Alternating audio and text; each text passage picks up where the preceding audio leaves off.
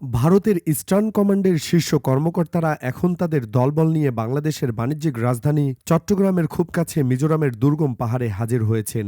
দৃশ্যত chicken neck বা শিলিগুড়ি করিডোরের নিরাপত্তা নিশ্চিত করার অজুহাত দেখানো হলেও ভারতের সেনাবাহিনী এবার তাদের সম্পূর্ণ নজর ঘুরিয়ে দিয়েছে বাংলাদেশের সবচেয়ে গুরুত্বপূর্ণ অর্থনৈতিক কেন্দ্র চট্টগ্রামের দিকে।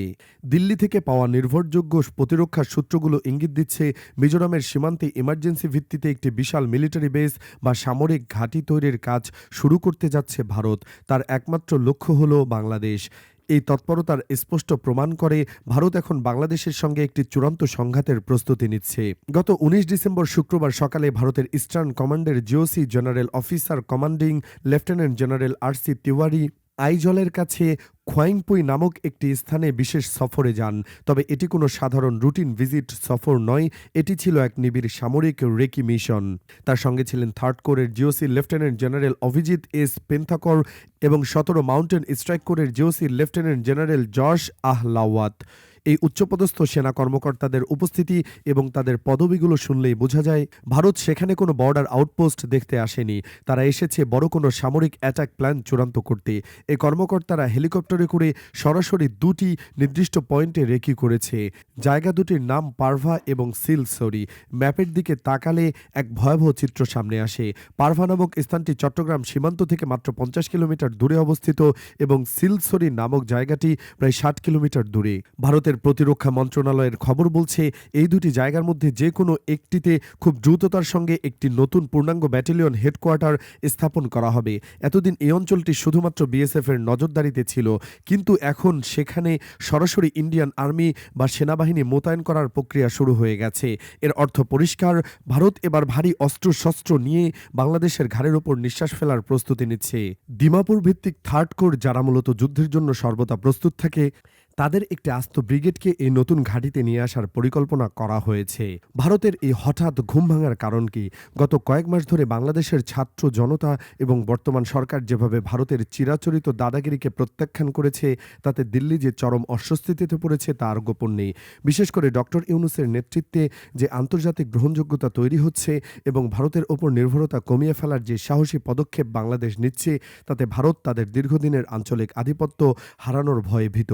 এই ভয় থেকেই তারা এখন সামরিক শক্তি প্রদর্শনের মাধ্যমে ঢাকাকে ভয় দেখানোর পথ বেছে নিয়েছে। চট্টগ্রামকে টার্গেট করার মানে হলো বাংলাদেশের অর্থনীতি এবং বাণিজ্যের হৃৎপিণ্ডে আঘাত করার সক্ষমতা অর্জন করা। ভারত এখন চিকেন নেক সিন্ড্রোম থেকে বেরিয়ে এসে আক্রমণাত্মক প্রতিরোধের দিকে ঝুঁকছে।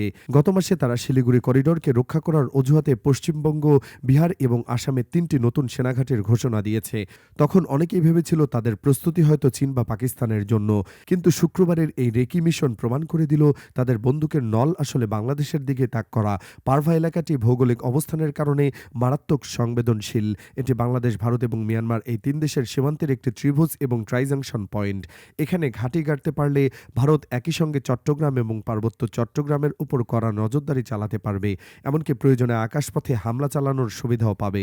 খবর পাওয়া যাচ্ছে ভারতের স্বরাষ্ট্র মন্ত্রণালয় আগামী ৫ বছরের জন্য এই বিশাল পরিকল্পনা হাতে নিয়েছে। মিজোরাম সীমান্তে বর্তমানে ৮৫টি বিএসএফ আউটপোস্ট রয়েছে। এতদিন এগুলো সাধারণ চৌকি হিসেবে ব্যবহৃত হতো, কিন্তু নতুন নির্দেশনায় বলা হয়েছে এই চৌকিগুলোকে এখন কম্পোজিট অপারেশনাল হাবে রূপান্তর করা হবে।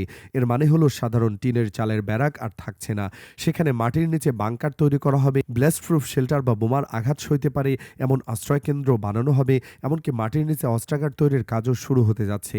ভারতের সেনাবাহিনী সীমান্তে রিং বাঁধ বা কৃত্রিম বাঁধ তৈরি করছে, যা যুদ্ধের সময় সামরিক কাভার হিসেবে কাজ করবে।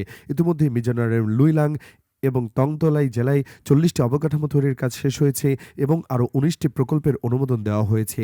সাধারণ সময়ে কোনো বন্ধুপ্রতিম দেশের সীমান্তে মাটির নিচে অস্ত্রাগার বা ব্লাস্ট প্রুফ শেল্টার তৈরির কোনো যুক্তি থাকে না। ভারতের এই প্রস্তুতি তখনই নেওয়া হচ্ছে যখন তারা মনে করছে বাংলাদেশের সঙ্গে তাদের একটি সম্মুখ যুদ্ধের সম্ভাবনা রয়েছে। তারা মুখে বন্ধুত্বের বলি আওড়ালেও সীমান্তে তাদের প্রস্তুতি পুরোদস্তুর শত্রু ভাবাপন্ন। বিশেষ করে ডক্টর ইউনূস সরকার যখন ভারতের অন্যায্য আবদারগুলো মেনে নিচ্ছে না, তখন ভারত সামরিক শক্তি প্রদর্শনের মাধ্যমে ঢাকাকে চাপে ফেলার এই পুরনো খেলাটি নতুন করে খেলছে। ভারতের সামরিক মহল এখন মনে করছে বাংলাদেশ প্রি ওয়ার এরা বা যুদ্ধ পূর্ববর্তী যুগে প্রবেশ করেছে। বিষয়টি শুনতে আতঙ্কের মনে হলেও ভারতের গতিবিধি সেই দিকে ইঙ্গিত দিচ্ছে। দিল্লি মনে করছে আগামী কয়েক মাস বা বছরের মধ্যে দুই দেশের সম্পর্ক এমন জায়গায় পৌঁছতে পারে যেখানে কূটনৈতিক সম্পর্ক পুরোপুরি বিচ্ছিন্ন হয়ে যাবে। একে তারা বলছে টোটাল ডিপ্লোম্যাটিক ক্লোজার। যদিও এখন হাইকমিশন বন্ধ হচ্ছে না, কিন্তু যুদ্ধের ঠিক আগ মুহূর্তে সাধারণত এমনটাই ঘটে। ভারত এখন থেকে সেই পরিস্থিতির জন্য রিহার্সাল দিচ্ছে। দ্বিতীয় সীমান্তে মিলিটারি এক্সারসাইজ বা মহড়ার পরিমাণ অস্বাভাবিকভাবে বেড়ে গেছে। রাশিয়া যেমন ইউক্রেন আক্রমণের আগে মাসের পর মাস সীমান্তে মহড়া চালিয়েছিল, ভারতও ঠিক একই প্যাটার্নে এগোচ্ছে। তাদের আকাশসীমা সতর্কীকরণ, নোটাম এবং ভারী ইকুইপমেন্ট মুভমেন্ট এখন নিয়মিত ঘটনায় পরিণত হয়েছে। এই নতুন মিজোরাম ঘাঁটি সেই মহড়ারই একটি স্থায়ী রূপ। তৃতীয়ত আইএসআই। হাসিনা সরকারের পতনের পর থেকে বাংলাদেশের ওপর তাদের স্পাই এয়ারক্রাফট বা গোয়েন্দা বিমান এবং ড্রোন দিয়ে নজরদারি বাড়িয়েছে। আকাশের ওপর থেকে বাংলাদেশের প্রতিটি সামরিক মুভমেন্ট তারা ট্র্যাক করার চেষ্টা করছে। চতুর্থ এবং সবচেয়ে ভয়ানক বিষয়টি হলো প্রক্সি ওয়ার বা ছায়াযুদ্ধ। পাহাড়ে হঠাৎ করে অশান্তি বেড়ে যাওয়া, নিষিদ্ধ সব সংগঠন এবং ভারতের মদতপুষ্ট কিছু উগ্র বামপন্থী দলকে মাঠে নামানোর চেষ্টা, এসবই সেই ছায়াযুদ্ধের অংশ। ভারত আন্তর্জাতিক মিডিয়াতে এটা প্রমাণ করার চেষ্টা করছে যে বাংলাদেশে এখন উগ্রবাদীদের রাজত্ব চলছে এবং সাধারণ মানুষ ভারতের হস্তক্ষেপ চাইছে। এই নেতিবাচক ন্যারেটিভ তারা বিশ্বমঞ্চে বিক্রি করতে চায়, যাতে ভবিষ্যতে বাংলাদেশে কোনো স্পেশাল মিলিটারি অপারেশন চালালে তারা পশ্চিমা বিশ্বের সমর্থন পায়। তারা বোঝাতে চাইছে তাদের এই নতুন ঘাঁটি ও অস্ত্র মোতায়েন আসলে তাদের নিজেদের রক্ষার জন্য, কিন্তু আদতও তাদের পোষ্য বাহিনীগুলোকে ব্যাকআপ দেওয়ার জন্য বর্ডারের এত কাছে অবস্থান নিচ্ছে। পঞ্চম যে শঙ্কার কথা উঠে আসছে তা হলো বাংলাদেশের তৃতীয় কোনো শক্তির উত্থান। ভারতের গোয়েন্দা সংস্থাগুলো হিসাব করছে যে বর্তমান সরকার বা প্রচলিত রাজনৈতিক দলগুলোর বাইরে গিয়ে একটি কট্টর কিন্তু ব্যালেন্সড শক্তি বাংলাদেশে ক্ষমতায় আসতে পারে। ভারতের সামরিক কৌশলবিদরা মনে করেন এই শক্তি তাদের জন্য সবচেয়ে বড় হুমকি, আর সেই শক্তি মাথাছাড়া দিয়ে ওঠার আগেই তারা চট্টগ্রাম এবং পার্বত্য অঞ্চলকে ঘিরে তাদের সামরিক বলয় নিশ্ছিদ্র করতে চাইছে। তাদের ইন্টারনাল রিপোর্টে 10 থেকে 15 বছরের মধ্যে একটি পূর্ণাঙ্গ যুদ্ধের আশঙ্কা উঠে এসেছে। অর্থাৎ ভারত দীর্ঘমেয়াদী পরিকল্পনা নিয়ে মাঠে নেমেছে এবং বাংলাদেশকে তারা আর কোনোভাবেই ছাড় দিতে নারাজ।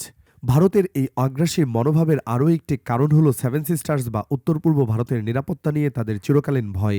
এতদিন তারা মনে করত ঢাকার সরকার তাদের পকেটে আছে, তাই এই দিকটা নিয়ে ভাবার দরকার নেই। কিন্তু 5 আগস্টের পর সেই সমীকরণ ধুলোয় মিশে গেছে। এখন ভারত দেখছে বাংলাদেশ যদি তাদের কথা না শোনে তবে ভারতের সেভেন সিস্টার্স অরক্ষিত হয়ে পড়বে। সেই ভয় থেকেই তারা এখন উন্মাদ হয়ে উঠেছে। তারা দেখছে পাকিস্তান এবং চীনের সঙ্গে বাংলাদেশের প্রতিরক্ষার সম্পর্ক মজবুত হচ্ছে। এই নতুন ভূরাজনৈতিক বাস্তবতাকে ভারত হুমকি হিসেবে দেখছে। দিল্লি এখন আর বাংলাদেশকে বন্ধুরাষ্ট্র হিসেবে ফাইলে নোট লিখছে না, তারা এখন বাংলাদেশকে দেখছে একটি পটেনশিয়াল সিকিউরিটি চ্যালেঞ্জ হিসেবে। আর তাই বর্ডারকে তারা এমনভাবে রিং ফেন্স করছে যেন এপার থেকে বাংলাদেশের ভেতরে নজরদারি চালানো এবং প্রয়োজনে সার্জিক্যাল স্ট্রাইক চালানোর জন্য একটি লঞ্চ প্যাড প্রস্তুত রাখা যায়। তাদের এই প্রস্তুতি এটাই বার্তা দেয় যে যদি ঢাকা দিল্লির ইশারা না মেনে চলে তবে তারা শক্তি প্রয়োগ করতে দ্বিধা করবে না। তাই চট্টগ্রাম সীমান্তের কাছে ভারতের এই হঠাৎ সামরিক তৎপরতার কোনো স্বাভাবিক ঘটনা নয়। এটি একটি সুপরিকল্পিত উস্কানি এবং বড় অ্যাকশনের পূর্ব প্রস্তুতি। তারা চাইছে বাংলাদেশকে চাপে রেখে তাদের স্বার্থ হাসিল করতে। কিন্তু ইতিহাসের শিক্ষা হলো চাপা দিয়ে কখনো বন্ধুত্ব আদায় করা যায় না, আর বাঙালিকে ভয় দেখিয়ে বশ মানানো যায় না। পারভা থেকে সিলসরি পর্যন্ত গোটা সীমান্তে ভারত যে বারুদের স্তূপ জমা করেছে তা তাদের নিজেদের জন্যই বুমেরাং হতে পারে। ডক্টর ইউনূসের ঘুম ওড়াতে গিয়ে ভারত নিজেই এখন অনিদ্রায় ভুগছে, কারণ তারা জানে এই নতুন বাংলাদেশ তাদের চোখ রাঙানিকে আর তোয়াক্কা করে না।